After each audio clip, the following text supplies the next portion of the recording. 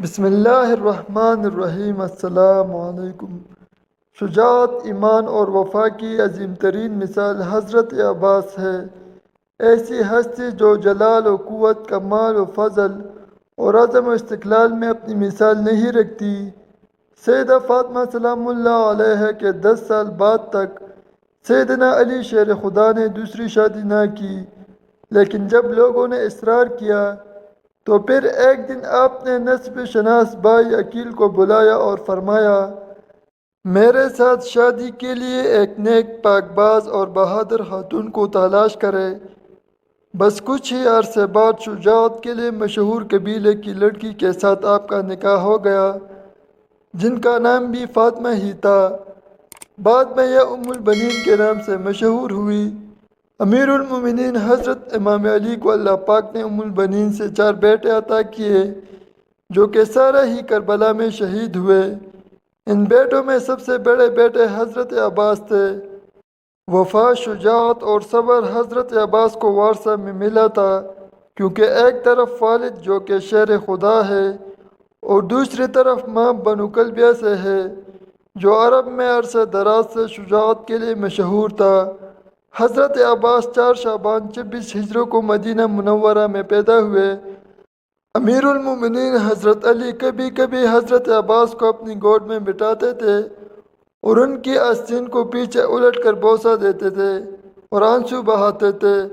ایک دن ان کی ماں ام البنین اس مہاجرے کو دیکھ رہی تھی۔ حضرت علی نے فرمایا، یہ ہاتھ اپنے بھائی حسین کی مدد اور نصرت میں کاٹے جائیں گے، میں اس دن کے لیے آنسو بہا رہا ہوں۔ جناب عباس نے حسین کریمین کے ساتھ تربیت پائی۔ جب آپ جوان ہوئے تو لوگ آپ کی دانشمندی، کمالات اور بہادری کی مثالیں دیتے نہ تک تھے۔ جب حضرت علی شہید ہوئے تو آپ اس وقت 14 سال کے تھے۔ اس عظیم صدمے کو برداشت کیا اور جنازے کو رات میں دفن کیا۔ بس اس دن سے حضرت عباس کے امتحان شروع ہو گئے، جو سب کے سب انہوں نے ہمت اور صبر سے برداشت کیے۔ آخر کو آپ نے وہ دن بھی دیکھا کہ جب حضرت امام حسن کو زہر دے کر شہید کر دیا گیا۔ آپ کا جنازہ بھی صحیح طریقے سے نہ پڑھنے دیا گیا، لیکن یہ سب بھی ایک بہادر باپ کے بہادر بیٹے نے صرف اس لیے برداشت کیا کہ حضرت حسین نے انہیں یہ کہہ کر منع کر دیا کہ عباس ابھی جنگ کا وقت نہیں ہے۔ جناب عباس کی شادی عبداللہ بن عباس کی بیٹی لبابہ سے ہوئی، جن سے اللہ پاک نے انہیں 2 بیٹے عبید اللہ اور فضل عطا فرمائے۔ آپ ہمیشہ حضرت امام حسین کے شانہ بشانہ رہے، بلکہ حضرت عباس ہمیشہ بنی ہاشم کے 30 جوانوں کا حلقہ بنا کر حضرت امام حسین کی حفاظت کے لیے ان کے ساتھ رہتے تھے۔ آپ نے ہمیشہ اپنے آپ کو حضرت حسین کا نظام بنا کر پیش کیا، نہ کہ بھائی۔ یہاں تک کہ کربلا کے میدان میں بھی آپ نے اپنی غلامی اور وفا کا مظاہرہ کیا۔ ابن زیاد جانتا تھا کہ جب تک عباس کربلا کے خیموں میں موجود ہے، ہم ان تک نہیں پہنچ سکتے۔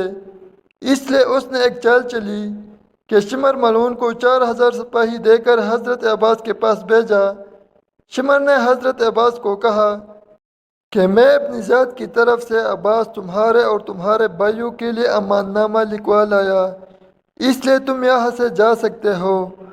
بس یہ سننا تھا کہ حضرت عباس کا چہرہ مبارک سرخ ہو گیا۔ آپ نے امان نامہ پکڑا اور اس کے 2 ٹکڑے کر دیے اور فرمایا کہ ہمت ہے تو مجھ سے مقابلہ کرو۔ تم لوگ چاہتے ہو کہ میں نواز رسول صلی اللہ علیہ وآلہ وسلم سے غداری کروں۔ چنانچہ شمر اور ابن زیاد اپنے مقصد میں کامیاب نہ ہو سکے۔ پھر کربلا کے میدان میں جب باری باری سب شہادتیں پیش کر رہے ہوتے ہیں تو حضرت عباس نواسی رسول صلی اللہ علیہ وآلہ وسلم عرض کرتے ہیں کہ آقا حسین، آپ مجھے بھی اجازت دے دیں، میں ان یزیدوں کو جہنم موصل کروں۔ لیکن حضرت حسین فرماتے ہیں کہ عباس، یہاں شجاعت کا امتحان نہیں بلکہ ہمارے صبر کا امتحان ہے۔ حضرت عباس خیموں کے گرد چکر لگا رہے تھے۔ حضرت بی بی سکینہ ہاتھوں میں مشکیزیں لیے جناب عباس کے قریب آئے اور کہنے لگی، چچا عباس، میرے اصغر نے 3 دن سے پانی نہیں پیا۔ غازی عباس نے بی بی سکینہ کو دیکھا، خالی مشکیزے کو دیکھا، فرمانے لگے اے میری آقازادی، میرے حسین سے کہو میں آپ کے لیے پانی لے کے آؤں۔ بس بی بی سکینہ حضرت عباس کو لے کر امام حسین کے پاس آتی ہے اور فرماتی ہے، اے بابا چاچا کو اجازت دو، نہر سے پانی لے آئے۔ امام حسین نے غازی عباس کے چہرے کو دیکھا، ایک آہ بھری اور فرمایا، سکینہ عباس جاؤ میری بہن زینب کے پاس، اگر میری بہن عباس کو اجازت دیتی ہے تو عباس تم چلے جانا۔ حضرت عباس اور معصوم سکینہ بی بی حضرت زینب کے خیمے کے قریب آتے ہیں۔ جب بی بی زینب حضرت سکینہ کی معصومیت کو دیکھتی ہے تو یہ کہہ کر حضرت عباس نہر سے پانی لانے کی اجازت دیتی ہے کہ میرے بابا نے وصیت کی تھی، زینب شام کی گلیوں میں جب ہاتھوں کو رسیاں باندھے تمہیں لے جایا جائے تو اس وقت صبر کا ہاتھ دامن سے مت چھوڑنا۔ اور میں کہا کرتی تھی کہ جس کا عباس جیسے شیربھائی ہو کوئی اس کو گرفتار بھی کر سکتا ہے بھلا۔ حضرت عباس پانی کی مشق لیے گھوڑے پر سوار ہوتے ہیں، ایک ہاتھ میں علم اٹھاتے ہیں اور نہر کی طرف بڑھنے لگتے ہیں۔ تاریخ طبری میں حضرت محمد بن جریر طبری لکھتے ہیں کہ جب حضرت عباس دریا فرات کی طرف مشکیزہ اور ننگی تلوار لے کر نکلتے ہیں تو اس وقت عمر بن حجاج 500 یزیدی فوجیوں کے ساتھ دریا پر پہرا دے رہا تھا۔ کربلا کا تپتا صحرا ہے، سورج اپنے ابوتاب سے چمک رہا ہے۔ جب پہرہ داروں نے ایک شاہ سوار کو ننگی تلوار کے ساتھ آتے دیکھا تو فوج میں ہلچل مچ گئی۔ تاریخ گواہ ہے کہ حضرت عباس نے 133 یزیدوں کو چیر ڈالا اور دریا پر پہنچ گئے۔ باقی فوجی امداد لینے کے لیے اپنے کیمپوں میں بھاگ گئے۔ حضرت عباس نے اپنا علم دریا کے کنارے کاڑھا اور مشق میں پانی بھرنے لگے۔ مشق کو بھرنے کے بعد آپ نے خود پانی پینے کے لیے چلو بھرا اور پھر یہ سوچ کر پانی گرا دیا کہ میرے آقا حسین اور ان کی آل کب سے پیاسی ہے۔ اللہ اکبر۔ دوستو، ہے کوئی عباس سے وفادار شخص اس دنیا میں؟ پھر آپ نے سوچا کہ اپنے گھوڑے کو پانی پلا لیتا ہوں، لیکن گھوڑا بھی وفادار ہی تھا، اس نے پانی نہ پیا۔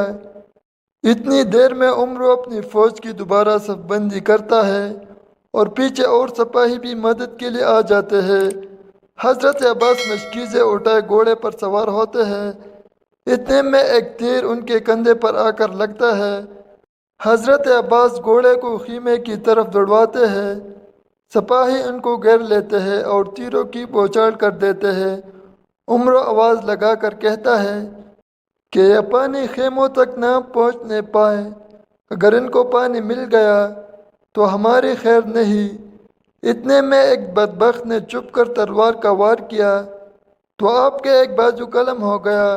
آپ پانی کا مشکیزہ دوسرے ہاتھ میں پکڑتے ہیں، پھر دوسرے بازو پر بھی وار ہوتا ہے اور دوسرا بازو بھی قلم ہو جاتا ہے۔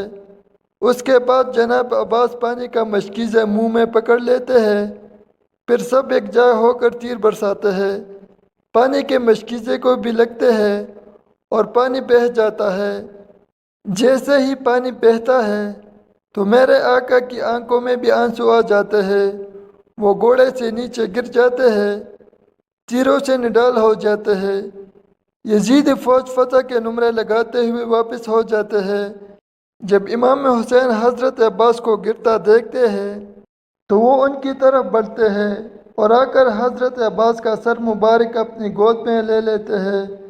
حضرت عباس پہلی دفعہ حضرت امام حسین کو اپنا بھائی کہہ کر پکارتے ہیں اور معافی مانگتے ہیں کہ میں معصوم سکینہ کے لیے پانی نہ لا سکا۔ آپ کی روح مبارک دارالفنا سے دارالبقا کی طرف کوچ کر جاتی ہے۔ اب ساری شہادتیں ہونے کے بعد جب سارے سر گردنوں سے اتار دیے جاتے ہیں اور ان کو نیزوں پر چڑھا دیا جاتا ہے تو صاحب وفا حضرت عباس کا سر نیزے پر نہیں رکتا اور بار بار گر جاتا ہے۔ یزید فوج پریشان ہو کر حضرت زین العابدین سے پوچھتے ہیں کہ ایسا کیوں ہے؟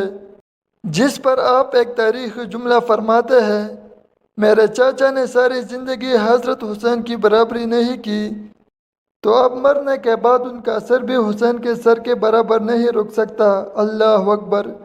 یہ سن کر شمر کہتا ہے کہ عباس کے سر کو گھوڑے کی زین سے باندھ دو۔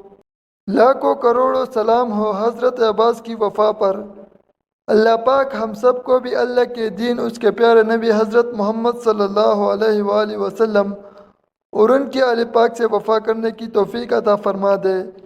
اے اللہ ہم سب کے گناہوں کو معاف فرما دے اور ہمیں سمندر وفا حضرت عباس سے چند قطرے وفا، صبر اور بردباری کے عطا فرما دے۔ اے اللہ ہمیں لوگوں کے لیے آسانیاں پیدا کرنے والا بنا دے۔ ناظرین، کمنٹ باکس میں اللہ تعالیٰ کے 99 ناموں میں سے ایک نام ضرور ٹائپ کرے۔ شکریہ۔